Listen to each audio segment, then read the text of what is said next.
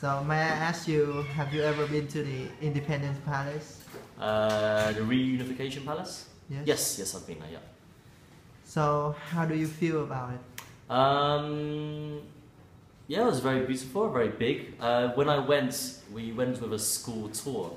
So the school I taught at, they arrange a trip every year where they take all the children in the school and they take them to the Reunification Palace and then afterwards to Damson Water Park.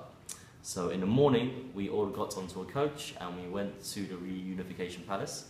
They showed us around the palace, I remember, in a tour, and we went around the offices at the top, then to the roof, and then down into the basements, into the war room and the bunkers. And it was very beautiful, but there weren't many things to see or do in the palace. The war room was very interesting. But again, there was hardly any information or signs to read, to learn about the place.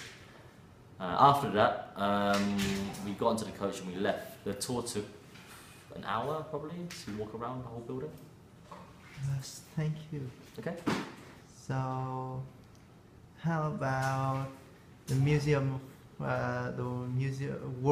The War Museum? Yes. The War Museum was very interesting. I went alone when I first came to Vietnam. I heard lots of things about it, both good things, positive things and bad things.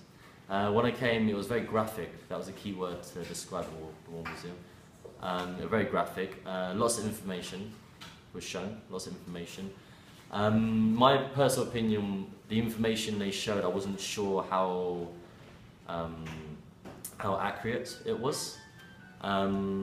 It was very one-sided from the side of from the Vietnamese, but it was very eye-opening and informative. I was there for a while, for maybe 3 or 4 hours, and I went to all the different sites. I learned a lot on the perspective of the Vietnamese. I would probably visit it again. If I had friends or family visiting, I would take them to the War Memorial Museum. But apart from that, I enjoyed it. It was very educational.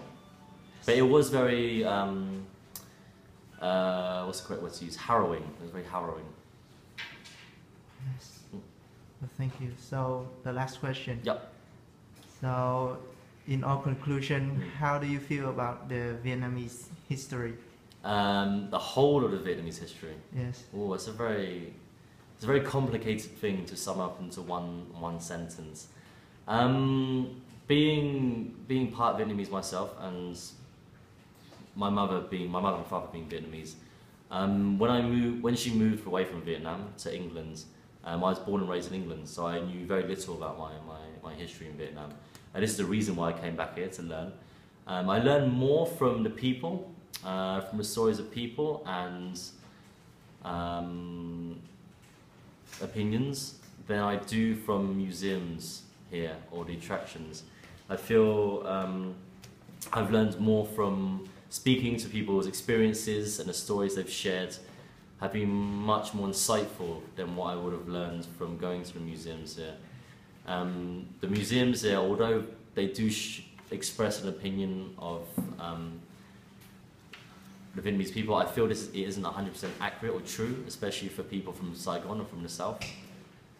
To sum up the whole history of Vietnam, it's been very troubled. War has been prevalent for a long time in this country. They're definitely a courageous people. Many invaders, many attackers, many wars, and it's nice to see that it's changing and it's not so much the case now.